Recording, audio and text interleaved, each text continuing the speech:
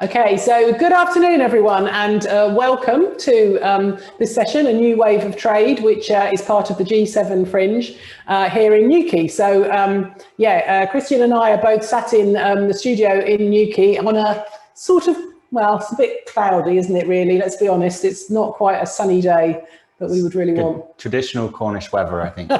Yeah, there was definitely mizzle this morning, I thought. So we weren't quite in the sunshine.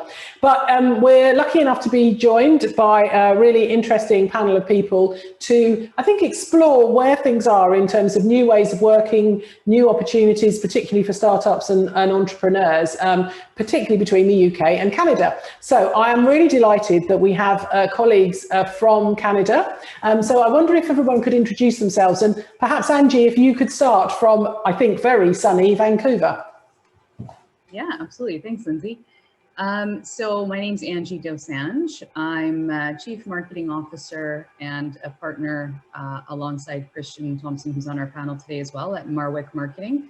We're a BC and UK-based digital marketing agency. So we serve a number of entrepreneurs and businesses throughout Canada and the UK, and soon to be US. My background is primarily, I've spent the last 20 years working in corporate environments as, having senior marketing roles there for some very well-known national and global brands such as PricewaterhouseCoopers, better known as PwC now, as well as the BDC, which is the Business Development Bank of Canada. So that's a bit about me. Wow, that sounds, really interesting sort of mix. So I wonder, Christian, if you could sort of talk about yourself and, how does it work then between you and Angie? Yeah, so my name's Christian Thompson. I'm the CEO and founder of Marwick Marketing. As Angie mentioned, the premier Google partner agency and digital marketing agency in Canada and now the UK. Last year, we were ranked 11th fastest growing company in Western Canada out of 500,000 businesses. So we're pretty happy about that. Particularly because our success is based on our clients' business's success. So it's nice that we have that kind of community there. In September last year, Angie joined as a partner to the business, which allowed us to kind of expand into the UK, and hence why we're back in the Southwest, and Angie is driving the growth in Canada.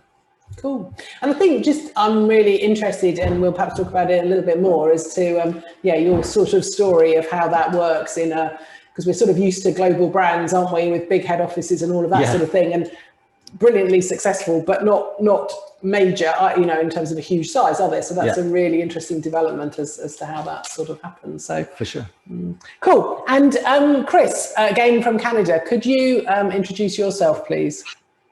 Yes, I am certainly happy to introduce myself. I'm actually based in the UK, near Cambridge. Oh, I didn't realise that. Apologies. No problem. So I'm Chris Moran. I'm a technology specialist working for the UK government's Department for International Trade.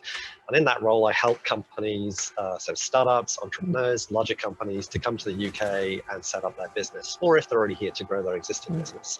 I cover right across the tech spectrum, so it's areas like artificial intelligence and data science. And of course, these technologies are very important for a whole range of different business verticals. So for things like digital marketing and for fintech, which no doubt will come up today. So very pleased to be here today. I also, finally, forgot to say, I help companies that are based in the UK to export as well. Cool. So we're going both ways between Canada and the UK here. And particularly have worked with quite a few Canadian companies over the last year or so. Fantastic. And last but very much not least, Tony, I wonder if you could introduce yourself. Thank you, Lindsay. So hello everyone, I'm Tony Greenham, Executive Director of Southwest Mutual, which is aiming to establish a customer-owned bank in the southwest of England.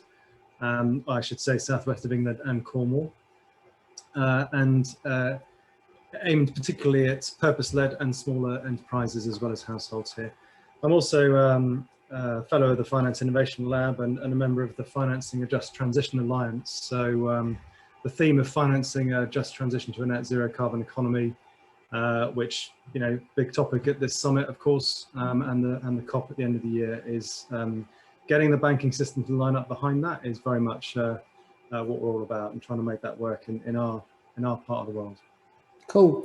Brilliant. Well, fantastic panel. I'm sure everyone will agree. So just before I start, can I sort of remind the audience out there that if you've got questions or comments or things that you want to feed in, please do put them in the chat, and I will read them out and you know, make sure those views or questions are sort of aired and part of the panel. So do keep them coming. So I mean, guess just to start, all of you are involved in some really interesting innovations connected to trade and enterprise. And I guess I'd just be very intrigued to know a little bit more about, I suppose, why do you think innovation is so important at the moment, and what are you seeing in terms of where those real innovations are coming from? So I don't know, maybe I'll start with you, Christian, and you know, your sort of experience, because obviously you're really interesting that you're both sides of you know, the divide in terms of Canada and the UK. So it'd be really great, the sort of innovations and also what's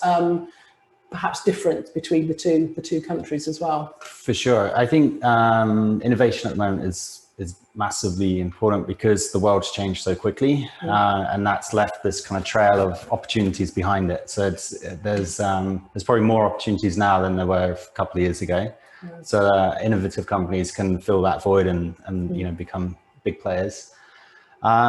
Differences between the two, we're finding that, you know, it's very similar. You'd expect England and Canada to be very, very similar in terms of business, but there are definitely subtleties in terms of the way business is done that we're constantly learning and adapting to. And which, I suppose, did you expect those differences, or have they been things that have been surprising? Surprising, which is kind of odd because I'm originally from the UK, but having lived in Canada for the last 8 years, you kind of forget, and then you come back and you're like, oh, it just is subtleties, but it's just enough that we are conscious to be a global digital marketing agency, but at the same time local. So we're making sure we have our local identities in each country, but have that global experience. And why, I mean, on that local global thing, I suppose, why come back? I mean, you know, I suppose it's that interesting thing, isn't it? We often hear of companies that are based in one country and definitely work in multiple countries, but sort of don't necessarily feel the need to form themselves into entities in those countries. So I'd be really interested in why. You know. Well, there's many digital marketing agencies out there.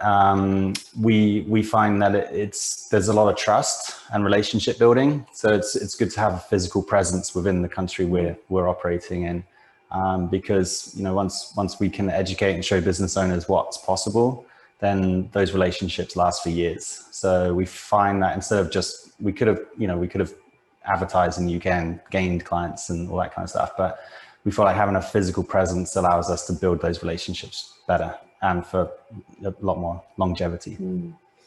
Cool. And are you seeing that as being something very unique, or are you seeing other people following that trend as well? I can only really speak from like our industry. I would say it's pretty unique.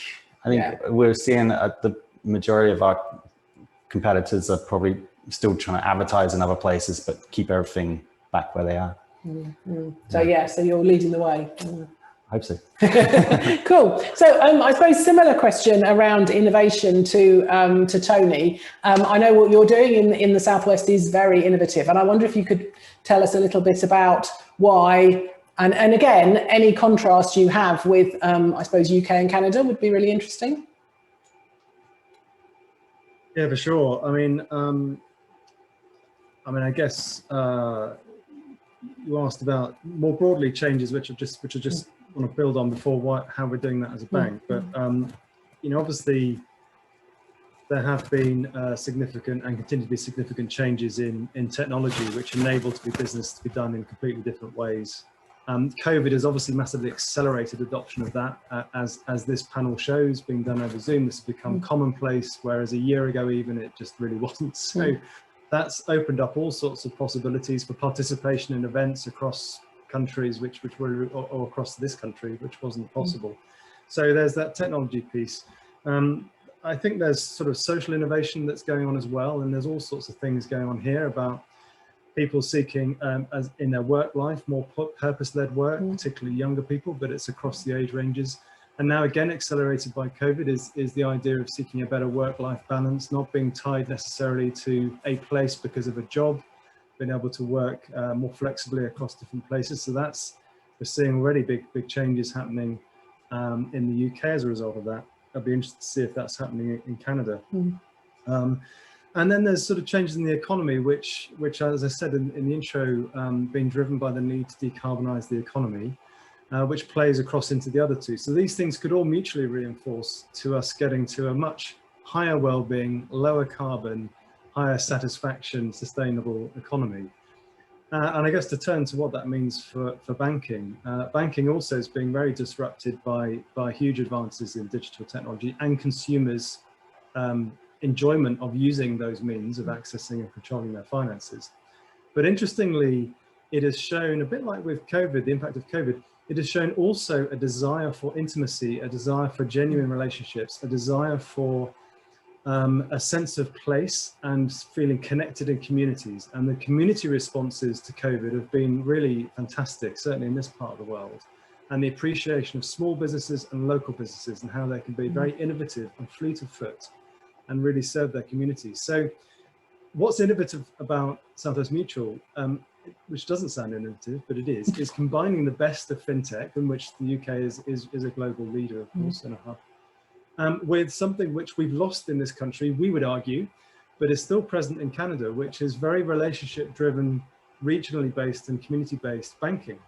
So we think we can bring these two, we used to have it in this country much more, but we can bring these two and combine them into a new model of banking which fits this new world which we're going into. So I mean, that sounds like a pitch, doesn't it? It sounds like I'm pitching to you, but just trying to explain what's driving the way that we're trying to construct our business. Yeah, and I mean, yeah, well, you know, I'm a big fan. I'm an investor already in the Southwest Mutual, but I think you're right. That sort of sense of what do we want and how do we want to be able to, I suppose, not just spend our money, but also, I suppose, manage it in a way which we feel comfortable with. So, I mean, moving to you, Angie, I know you're in Vancouver at the moment, which I have to say I'm deeply envious of. I love Vancouver. I'm wondering if you could tell us a little bit about, I suppose, innovation and where you're seeing it, you know, in a Canadian context, you know, around entrepreneurs and finance and all of that sort of thing. What sort of things are you seeing over in Canada? Yeah, I think, you know, I think it's no surprise that innovation is highly important right now, especially with the ecosystem and the landscape that we're in.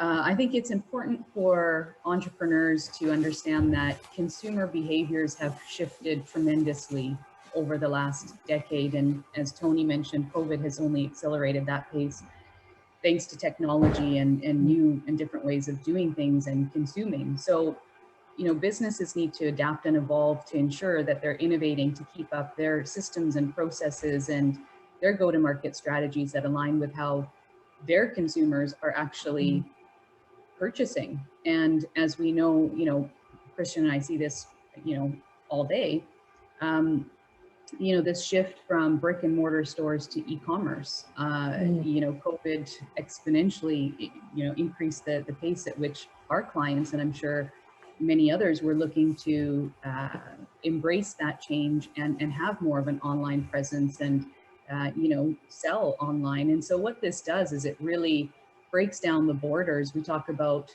local versus regional versus global. You know, what this has really all kind of done, this digital transformation, is it's leveled the playing field in a big way for smaller companies to play big. And so, but in order to do that, and for them to succeed is, you know, they have to innovate. And so networks become very, very important. You know, connections, you know, you ask the question, so why have a physical presence in Newquay? Well, it's about the connections, it's about the network. So, you know, there's a number of things that play into it, but, you know, networks and just being open to thinking big, I think is super important for companies to think about when they're looking at their innovation plans.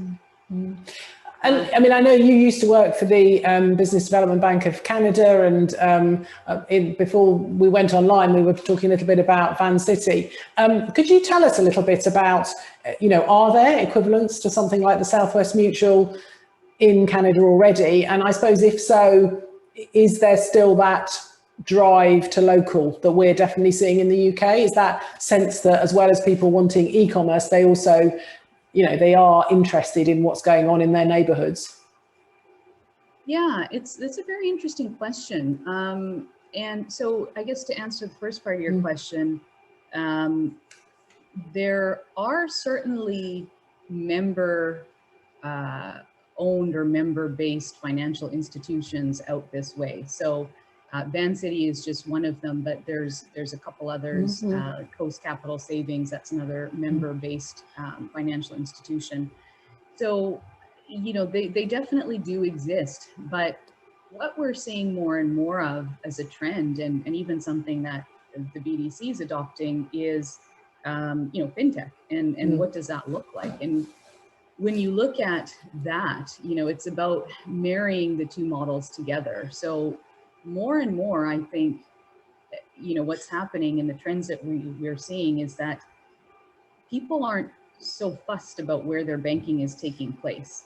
So, you know, they're really looking at how can I bank more conveniently, and, you know, what are meeting my needs in terms of, you know, what I need, and access to capital, or you know, better rates and things like that, friendlier service. So but it's all done digitally, it's all done online. So I think it's a bit of a fine line. You know, people aren't going into branches, so they're not so fussed as they used to be about who's my account manager in the bank that I go to every Friday to deposit my check. That just doesn't happen anymore. It really comes down to the client experience and client service, I think. And then how about, I mean, certainly something that's definitely, I guess, more of a trend here is that sort of sense of ethical, you know, is my bank behaving in the way that I want them to in relation to climate change or social values or any of those sorts of things? Is that a big thing in Canada too?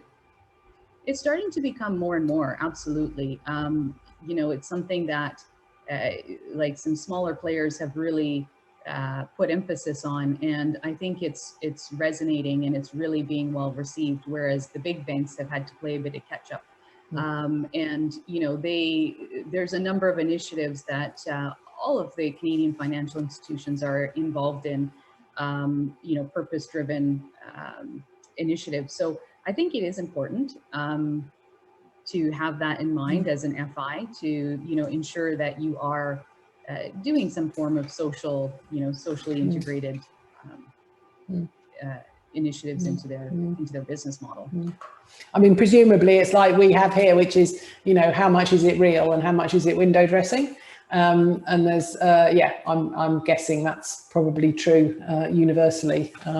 That's something interesting that we certainly heard about in the previous webinar that, you know, happened earlier today about the sense that, and I was very shocked about this, that, you know, although there's a lot of noise about, you know, positivity in terms of investment in climate change, actually there is more money being invested in fossil fuels than ever, and mostly by the big financial institutions. So I imagine there's there's all of that as a challenge. So Chris, coming to you, in terms of, I suppose, the innovations that you're seeing for startups and entrepreneurs and in the work that you do, and maybe the export sort of side of it as well, what are you seeing as being the really exciting innovations or the trends?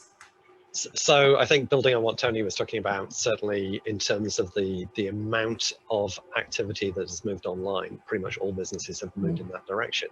So this has led to the growth of a number of opportunities. So companies that do things like user experience, user interface, but also applying digital analytics and artificial intelligence as a layer on top of that to help them to manage their business better. But beyond that, we see other things that happen in the same way, in that the level of cyber activity, cyber threats has gone through the roof.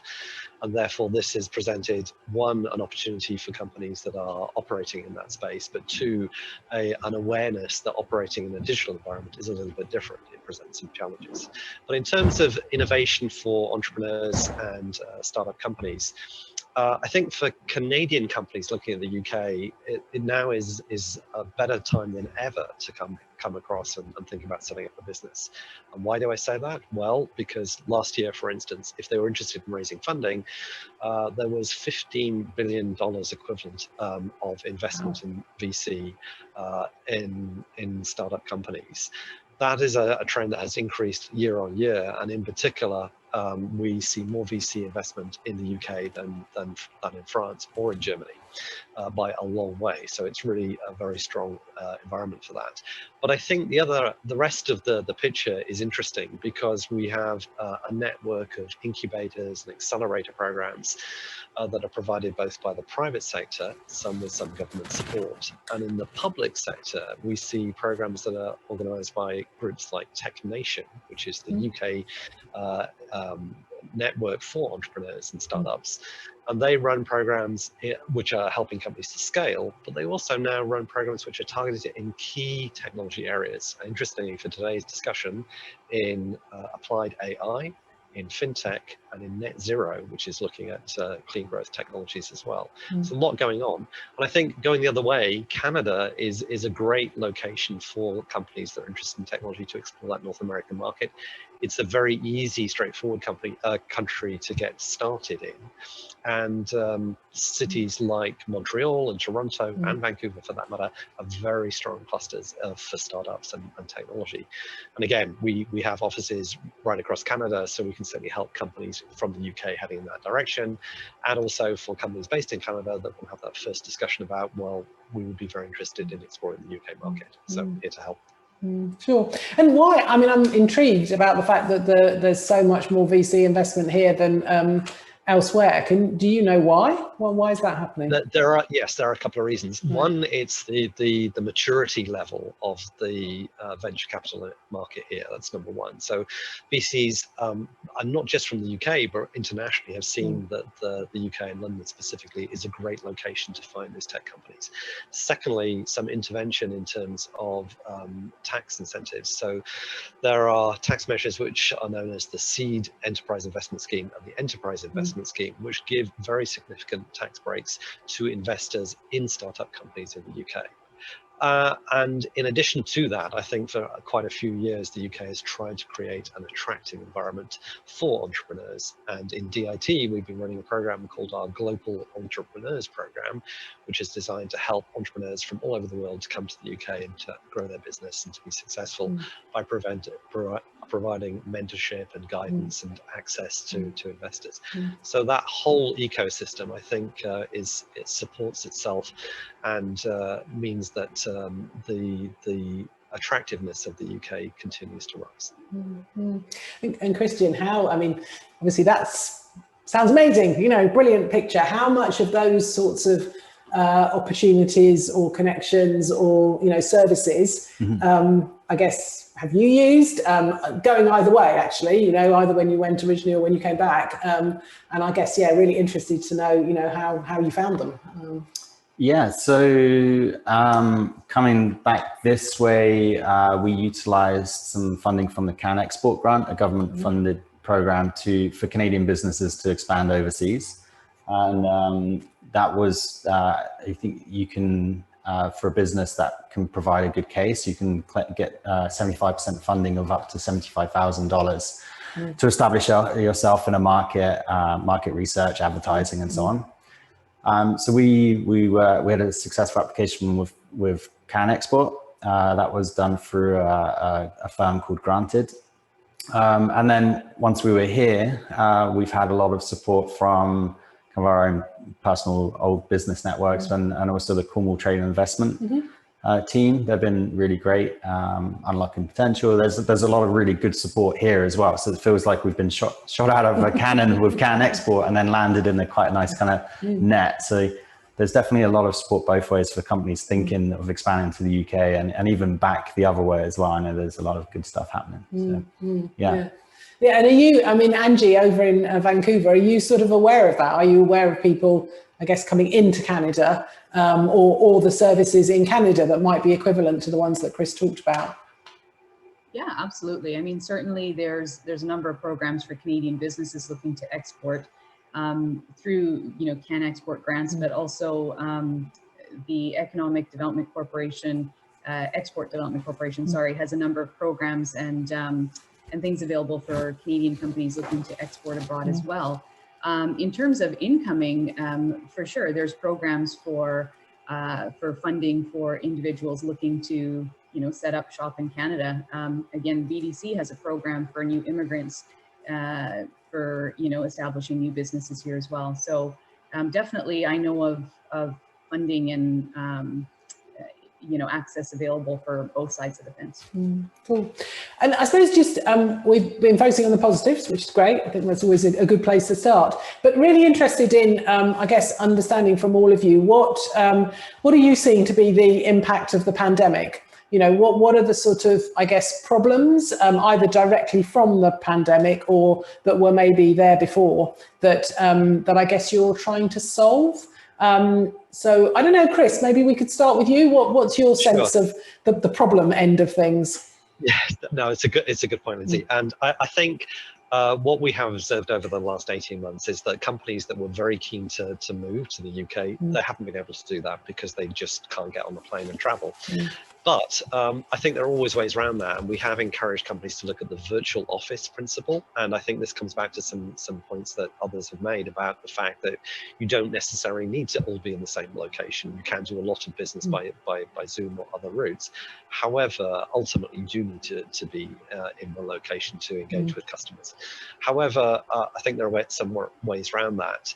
So there has been that frustration of things being slowed down and a bit of uncertainty, not just around travel, but around other ways of doing business and whether that's going to change.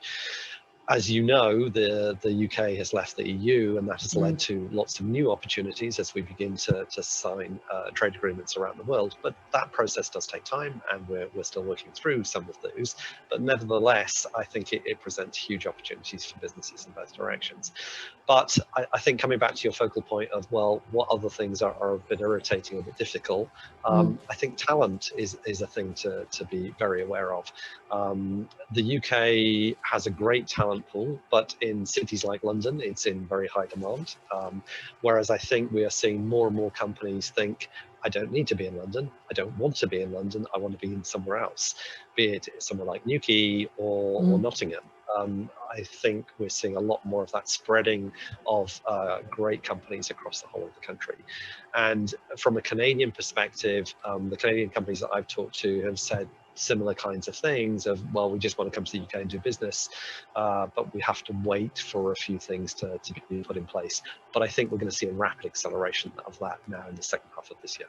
And it is interesting. I mean, obviously being based down here in Cornwall and the great place to live in lots of ways, but definitely challenging, economically challenging. We still in Cornwall are, I think, the poorest county in the UK. So I guess, do you think we're at the beginning of a permanent shift away from London, or do you think we're, it's a blip and we're all going to go back to how things were?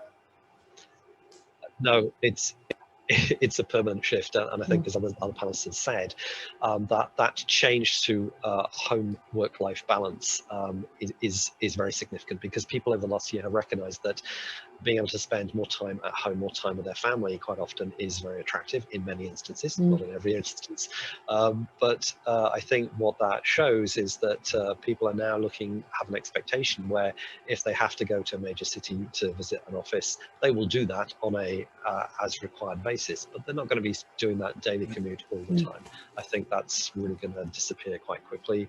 And I think companies starting off will be looking at much more balanced locations. So, maybe being based in the southwest is a much more attractive opportunity than it has been, say, over the last few years. I suppose, Christian, why did you come back to Newquay? Because you could have presumably, world's your oyster. Anyway. You could have gone anywhere. Yeah, it's actually really interesting, because when we first set up Marwick Marketing in Canada, I didn't choose to be downtown Vancouver. We actually set up office 45 minutes north between Vancouver and the ski resort town of Whistler, and the town where Marwick was based is called Squamish, an old logging town, self-proclaimed outdoor adventure capital of Canada, which is a beautiful place, but nothing going on. And when we set up Marwick, a lot of other business communities thought we were a little bit crazy, been a bit too far out. But the idea behind it was Squamish was naturally attracting young professionals who valued that time, the outdoors, the climbing, the kiteboarding, the snowboarding, but had all these great qualifications, but they didn't want to live it downtown, or they didn't want to pay the extortionate rents and and so on. So that gave us a really great springboard to build a really strong, loyal team, because they appreciate that they have an agency lifestyle, agency workplace, but they can after work nip off and backcountry ski and so on. So what we fast forward kind of 8-9 years coming back to Newquay, it's almost the same thing, and COVID's just accelerated that or compressed that, where prior to Marwick I ran a surf school in Newquay in the early 2000s, and every day we had 20-30 young professionals from anywhere else in the UK saying, God, if I could work here, I'd move here tomorrow. And fast forward like 15-20 years, they can work here and they are moving here.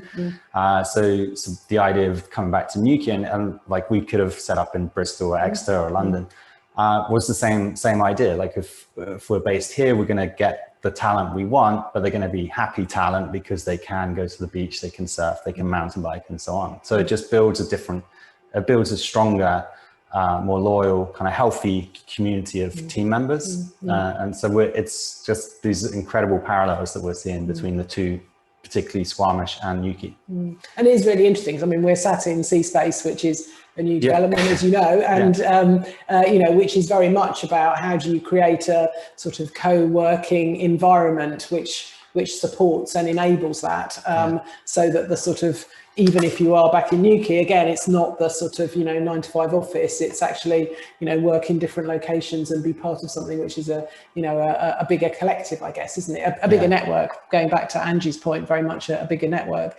Coming to you, Tony, one of the things that I suppose it's great for the Southwest that people want to come here and work here. I think we know that there are also some very significant challenges, and one of the things we're certainly experiencing at the moment is very rapid house price increases, which cause some real issues for local people, because wage levels down here are definitely lower. So I just be interested in your reflections on that, and how you think that maybe something like the Southwest Mutual Bank can perhaps help create a different way of doing business that enables all the good stuff, but actually also moderates some of the negative consequences.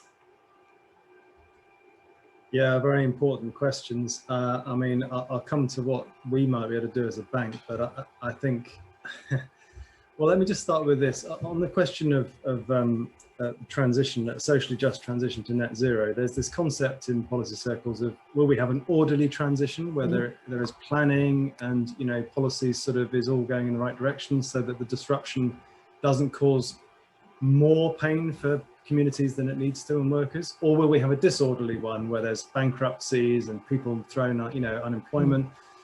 And that's something which people are focused on. And just to give you an idea of what we mean is, if you're going to shut down your fossil fuel industries, and that's a lot of people who need to be retrained and moved into the industries of the future, and you can't just leave them on the scrap heap, like arguably happened with the closure of the coal industry in the UK.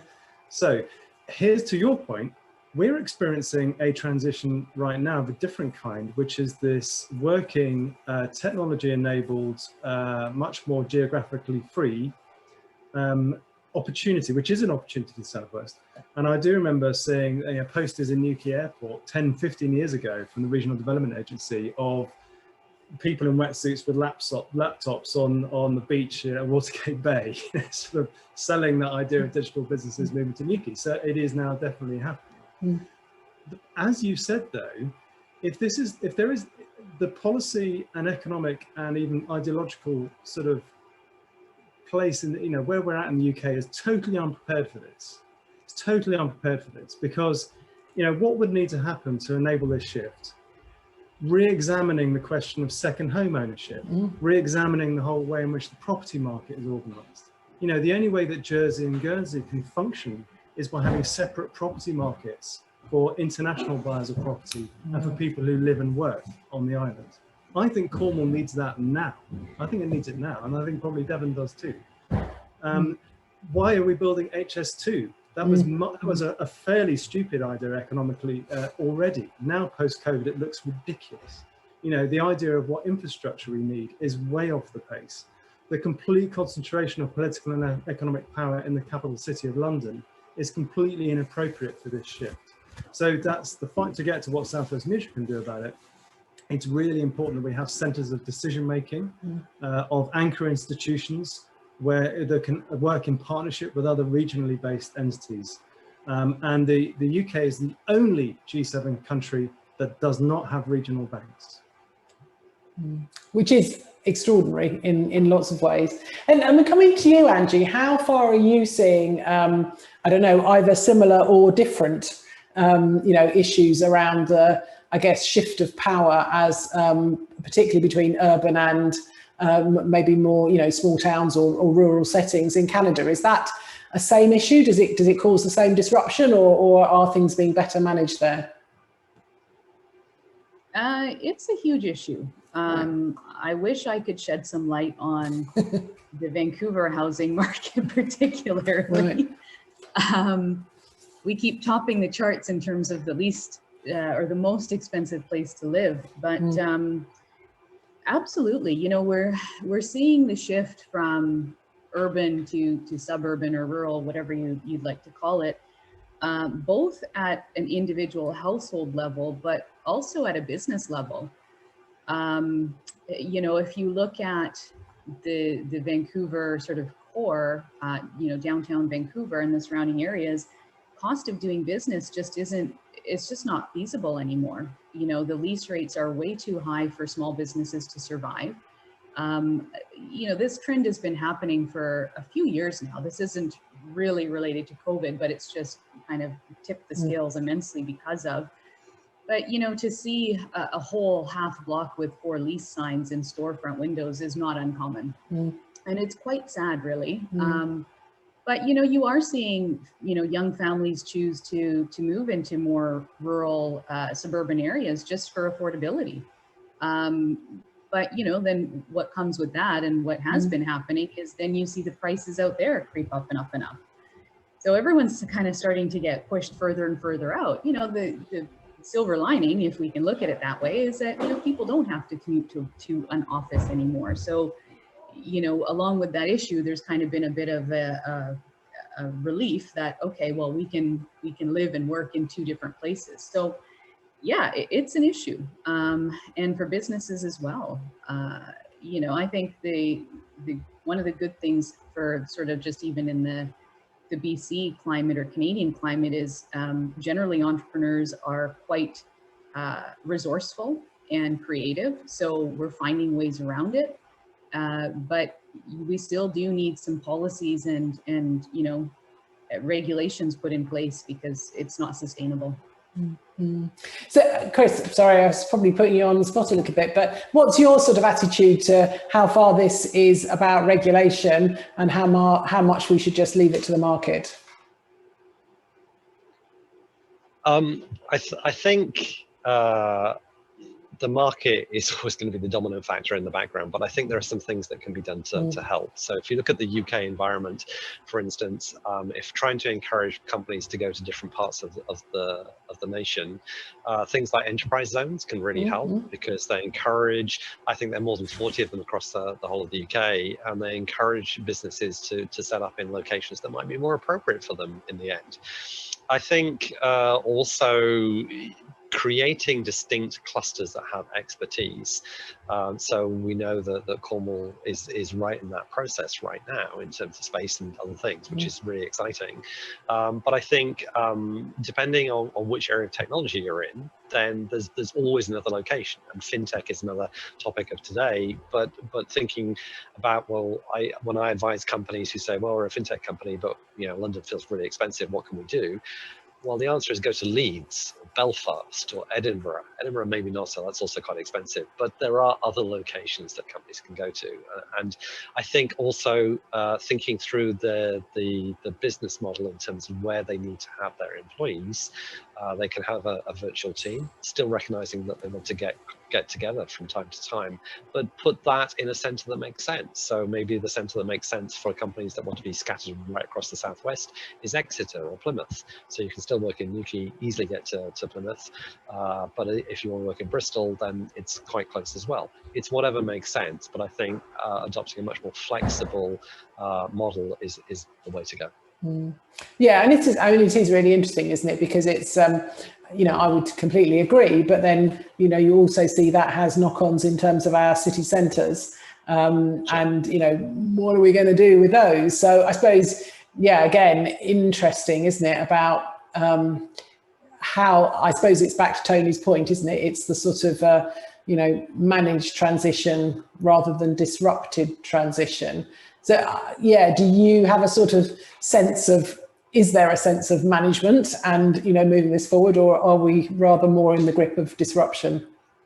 So I think in terms of the government's policy on levelling up, so encouraging more movement of industries to the regions, that's certainly that's trying to be managed. Enterprise zone's the same, but inevitably it will lead to some kind of shock events, I think, because that's the nature of society, and that's the nature of business. That if a business says, okay, well, we don't need to be in London, therefore we're going to move 200 people away from London to somewhere else, normally that's managed, and there have been examples of doing that announced in the public sector, but lots of companies are doing that too.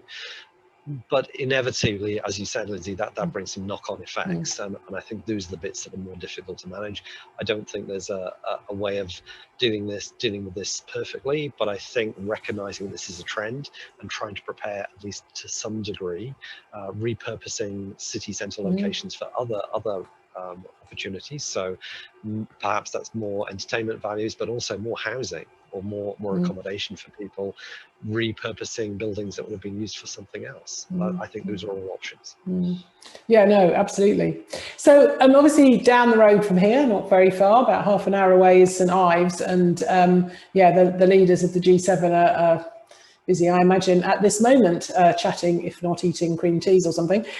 So what, if you had a magic wand, and I guess I'll start with you, Christian, if you had a magic wand, what would you be asking them to do? I would lead with climate, because without a healthy planet, nothing else really is going to work. So like definitely more consideration around the oceans and just some positive shifts in that direction.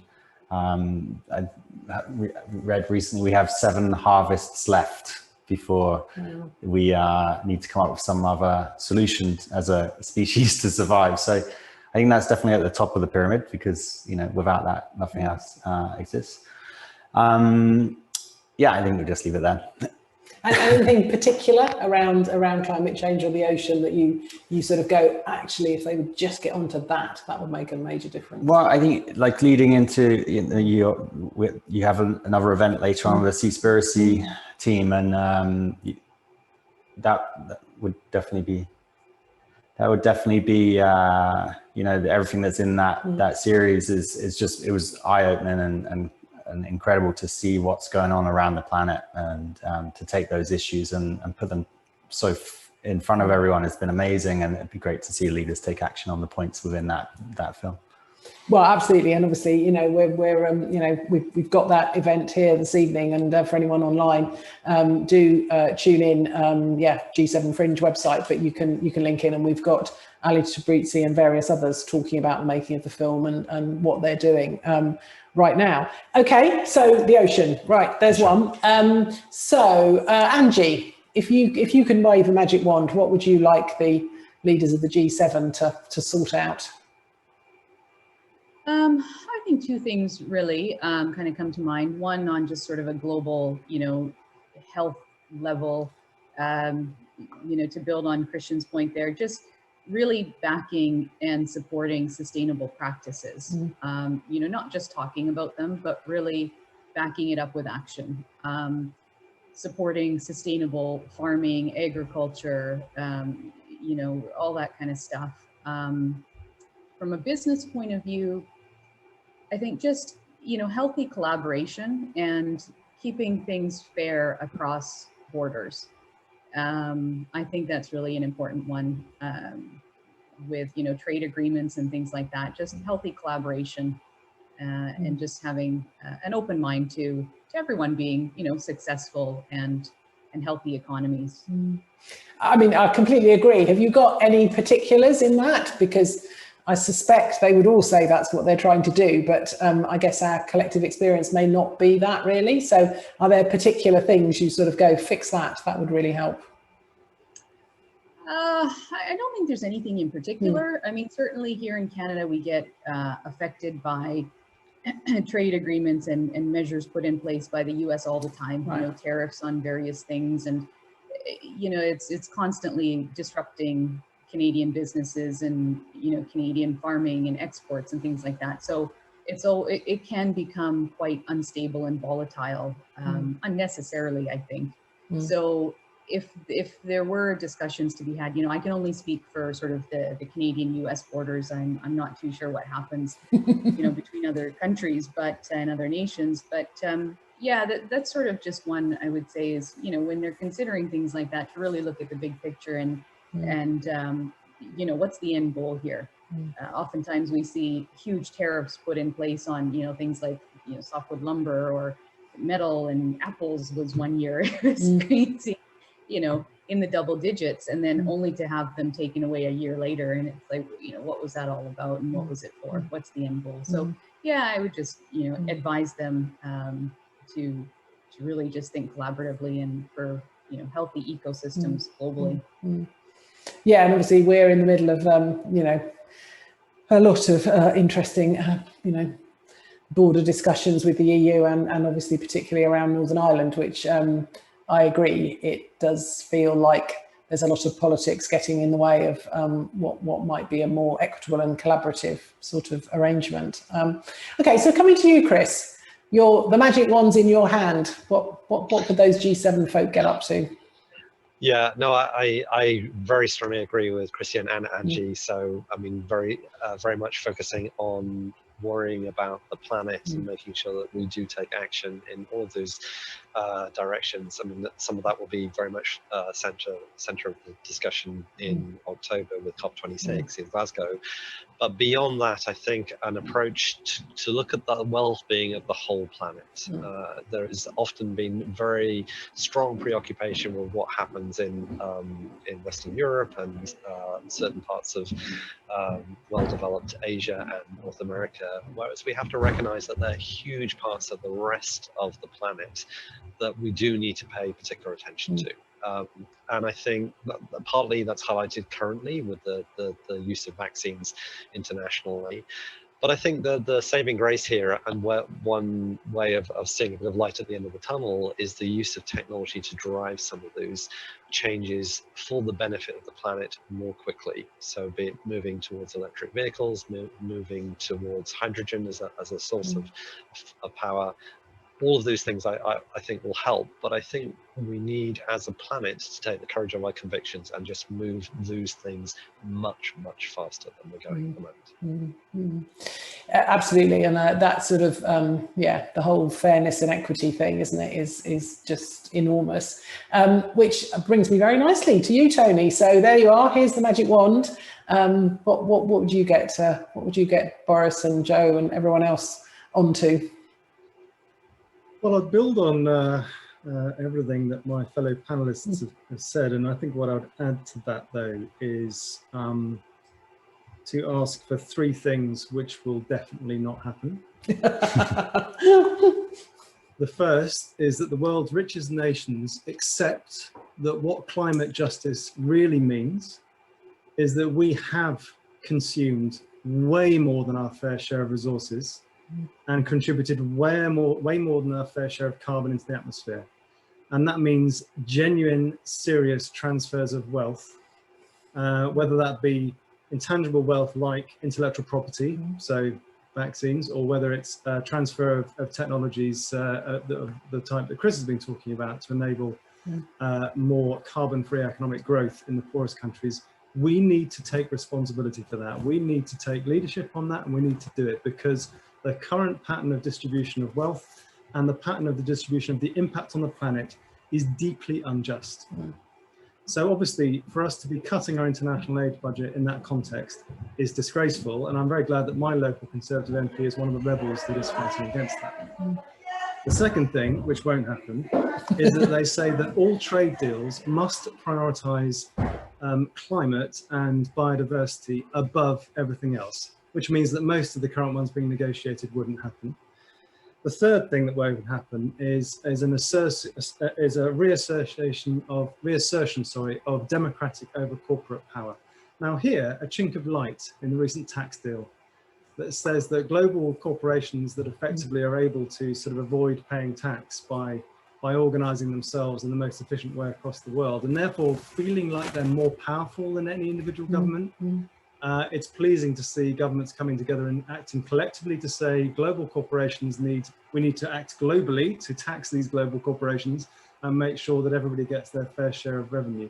So maybe that was really helpful to see that happening, because that is the kind of global coordination which we're obviously going to need to tackle these massive problems, not just climate change, but this pandemic and the next one that will inevitably be following it in hopefully not too close, but it's inevitable. So that's my wish list.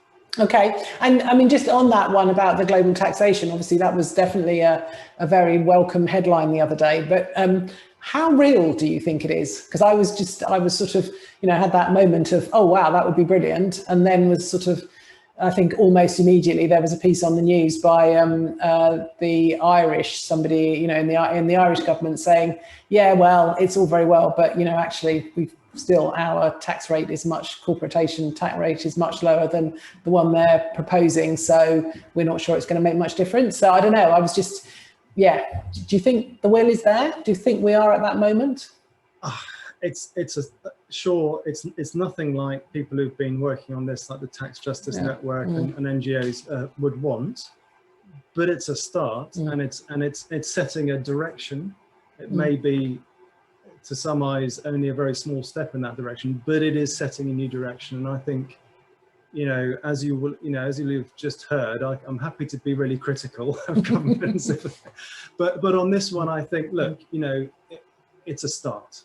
Let's take that and build on it. Let's go with it. Absolutely. So, okay, so my final question to all of you is obviously the reason we're doing the G7 Fringe is that, yes, we all want governments to act, but also we as individuals, have a big role to play. So I'd like to ask each of you that what's the one thing you think, each and every individual on the planet should do right now that would really make a difference? So I'm going to start with you, Angie. Again, what's the one thing you would really like people, all of us as individuals, to do? Well, I think it's a number of things that come into play to have a global impact on the grand scheme of things. So I think just one thing that feasibly maybe at the individual level we can all start to do is just lowering our footprint. Thinking day to day, what are the things that we can just start to chip away at? If we try to solve too much too fast, it's just not going to happen. So if we start to think of this in bite-sized chunks, and how can we be more energy efficient? How can we just little things in our day to day, I think would collectively make a dent in some of these big issues we're looking to solve. So that would really be it. Day to day, look for ways to decrease your footprint. So small steps, and altogether they'll add up. Chris, your one thing we could all do. In the same way, building on what Angie said, I think thinking about our individual impact on the world around us, particularly with water, because the next likely crisis of resources is going to be all about water. And I think thinking about our water use, we are very, very wasteful of water generally. And in a country like the UK or in Canada, I'm sure sometimes individuals do not really think about it. But when you think about the shortages of water in other countries, and particularly in places like Africa or in India, then this is going to be an issue that's going to just become more and more significant. And if we can think personally about how to modify and adapt our ways to thinking, let's be a bit more conservative with the way that we use water, I think that'll be a great thing going forward. Cool. Brilliant. Okay, Christian, your one thing. Yeah, I think Angie, the self-awareness, even just small things like reducing the amount of meat that's eaten, you know, the water that's used to produce the cattle or water the cattle, and the pollution created by that is definitely one thing. But just in general, I think just kindness and just being more aware that I think there's a lot of division on so many different levels that it's very easy to think of ourselves as just very insular. So I think for us all to make these small steps, we also need to be aware that we're actually one of the same species, that we need to solve this together. And it's very hard because you're bombarded every day to be divided. So. Yeah, no, I completely agree. And I think that notion of kindness is a really sort of important thing. It seems to have been one of the things that has flourished during the pandemic, because people have been kinder to each other. So can we hang on to it? Would be, be very cool, wouldn't it? Yeah. And Tony, over to you then. What's your one thing we could all do? Well, I liked what Christian said. I'm going to add something to it, because I was going to say, you know, we all have a responsibility to educate ourselves about what's going on in the world, but actually I'd say something different. In my former role at Royal Society of Arts as Director of Economics, we were very interested into why the communication of the environmental crises over many, many years doesn't really have much impact. How you can have such the increasing polarization that Christian's mentioned, that people holding diametrically opposed views and absolutely convinced not only that they're right, but the other people are not even worth listening to. And this seems to have got worse and worse. There's one, and by the way, if you're more intelligent and higher educated, you're more likely to reject other people's views, interestingly. There's one thing that counteracts that: curiosity. People who are naturally curious are more likely to be able to listen to the other person's point of view, or to try and understand something new about the world and not just assume that they know anything already. It's a really, really important quality. But I think what Christian said about it. So I think that you need to, my mission to everyone would be curious. Fantastic. Sounds like a brilliant way to end this. So huge thank you to all of the panel. That's really brilliant. We have recorded it, so we will make it available. It will be on the Seven's website, but we will also circulate it to everyone being part of it. So if you if you know people who sort of to be this, then please do encourage to watch the recording and enjoy it in its way. So this is obviously part of the G7 Fringe. We have a range of events going on. So this evening we have Conspiracy. That will be really exciting. So it's a panel with Ali Tabrizi, who made it, and various other contributors talking about the film. Have to watch it on Netflix, but that's fine. But talking about the film and why they made it, and the impact, and maybe the sorts of things that they're trying to get the G7 to do. And then also tomorrow we have a People's Assembly. So that's really all about, you know, individuals, and particularly young people who are going to be part of it, thinking about, you know, what are the practical actions that we could all take. So I'm really looking forward to that one. I've then got a session which is the power of global brands, and what is it that the again, the global brands together could do. You know, could we get beyond greenwashing, if you like, and actually get to real action that we can all feel confident in. And then on Sunday we've got, tomorrow evening we've got some lovely Cornish films.